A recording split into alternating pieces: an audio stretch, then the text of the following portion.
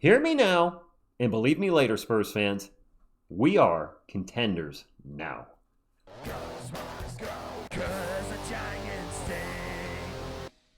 What is up, San Antonio Spurs fans? Welcome to TSR Sports, and what an incredible win last night versus the Lakers. I'm still riding high. I don't know about you.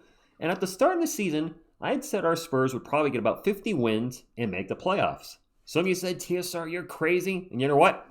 You're right. Because right now the Spurs are on pace for 58 wins. They're doing this with tons of players missing games. And I've talked about this before, and we have a lot to go over today. But look at all the games missed. And I know, a lot of teams are missing players. But these are starters and key backups. Wemby, 12. Castle, 9. Fox, 8. Harper, 10. Kornet, 8. Heck, even I have missed a game this season. But what's even crazier is not the record with the missed games, but the record without Wemby. 8-4 with Wemby, 9-3 without. I think most people would have said that without Wemby, that record would be reversed and the Spurs would be 3-9 without Wemby. But they are 9-3 and playing team basketball with everybody contributing at different points in the game. And I know the Spurs have beaten some bad teams, but they've beaten some good teams without Wemby as well. They beat the Hawks, who right now are 14-11. The Nuggets, that was part of the Emirates Cup, who are right now 17-6 and arguably have the best player in the NBA, Nikola Jokic, who is, last I checked, leading the NBA in rebounds per game and assists per game. Do you learn of Magic, who are right now in the semifinals of the Cup? And of course, the Lakers, who we beat last night to drop them to 17-7, which ties our record. It's also be noted the Spurs beat the Rockets earlier this season with Wemby, which means that's 3 out of the top 4 teams, if you put us at number 5, in the Western Conference. And only one remains. The irresistible force versus the immovable object. David versus Goliath. I truly believe the Spurs can win this game Saturday night. It's going to have everybody playing their best basketball. We can't have guys going 1 for 5, 2 for 10, 0 for 3, etc., etc. Everybody's going to have to be on point to beat the Thunder, who are off to, I believe, one of the best, if not best starts in NBA history. I still think the Spurs can win. Why? Well, 1, I believe in this team. I think this team is special. But 2, if you don't know, what you might have by the intro, I'm a New York Giants fan. Back when they didn't stink. And on February 3rd, 2008, the Giants played the undefeated New England Patriots, who were 18-0, 16-0 in the regular season, 2-0 in the playoffs. They played the Patriots on that day, and they won. David beat Goliath. Anything can happen in sports, and David can beat Goliath again on Saturday night. And also Saturday night, we got to talk about this.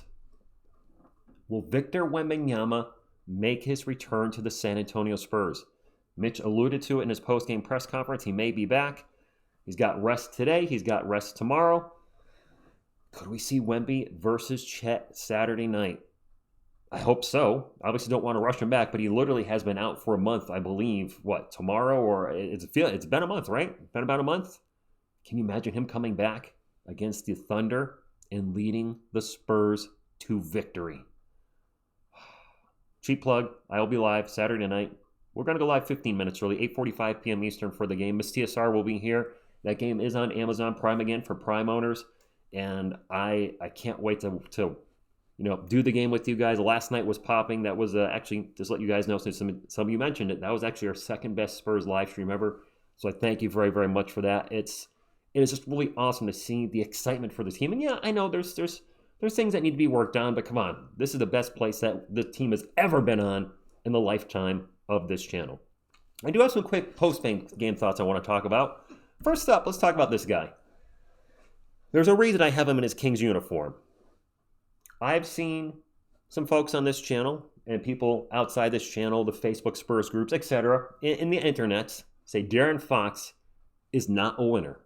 A lot of that is because of his success or lack of success when it comes to making the playoffs and the actual playoffs in Sacramento. As I look at the Spurs team this year and I look at the Kings, I don't think De'Aaron Fox was the issue.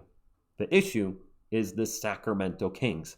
They are an awful, mismanaged, losing franchise. And I'm sorry if there's any Kings fans watching, but you probably already know this. And they're so incompetent that they actually traded for DeMar DeRozan and Zach LaVine, which didn't pan out for Chicago Bulls, and are now absolutely collapsing in Sacramento as they are 6-18 this year. When is the last time you had a team with four former All-Stars at the minimum? 6-18 at this point in the year.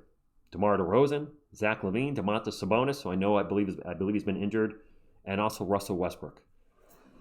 Is there anybody else on that team that was a former All-Star? I don't know, but they are awful.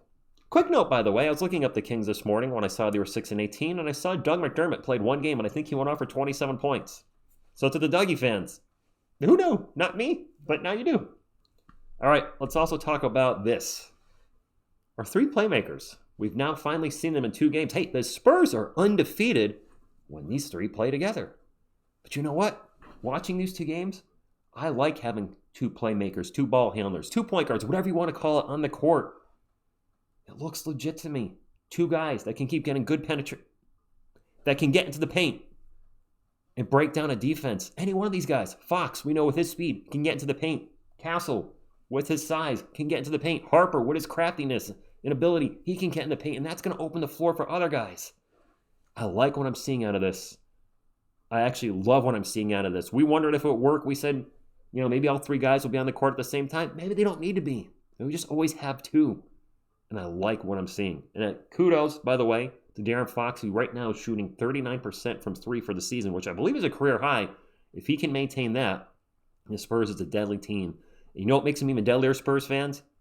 If the 3-point shot comes around for Harper and Castle, and they're both shooting near 40%, it's over. It's over if they can both be near 40%.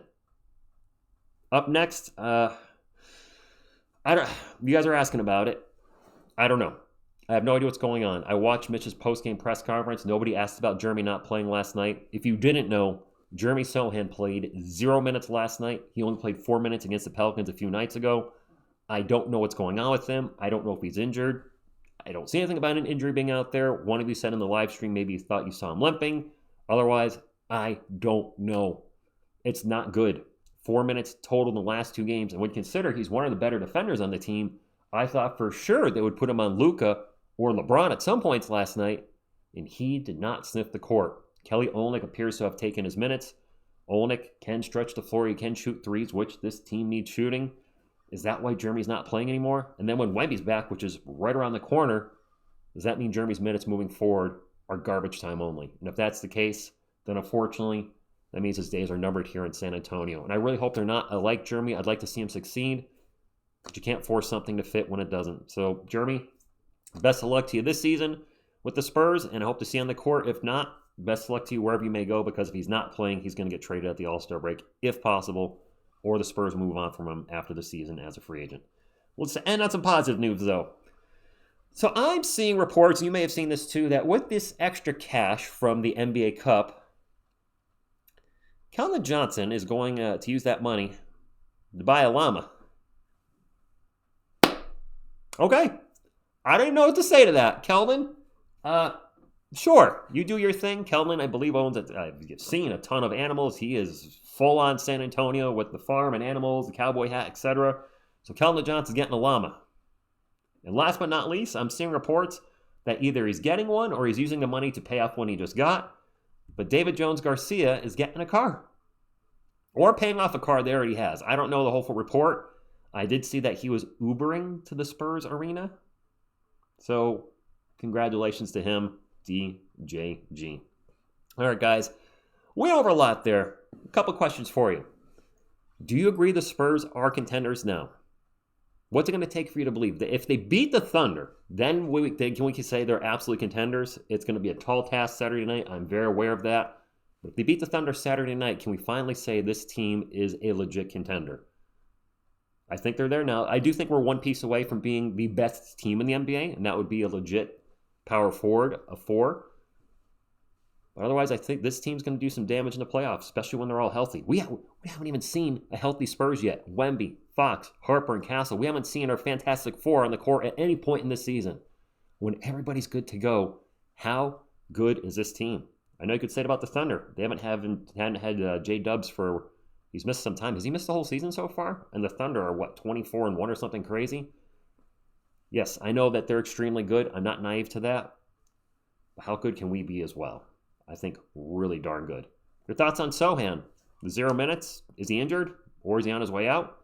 And just your thoughts in general on the game last night. Are you still riding high like I am? Because that was pretty awesome. I thank you guys for your support. It's been an incredible season, and it's only going to get better moving forward. Hit that thumbs up, like, support the channel, subscribe to become part of our awesome Spurs community. Until next time, and as always, go Spurs, go!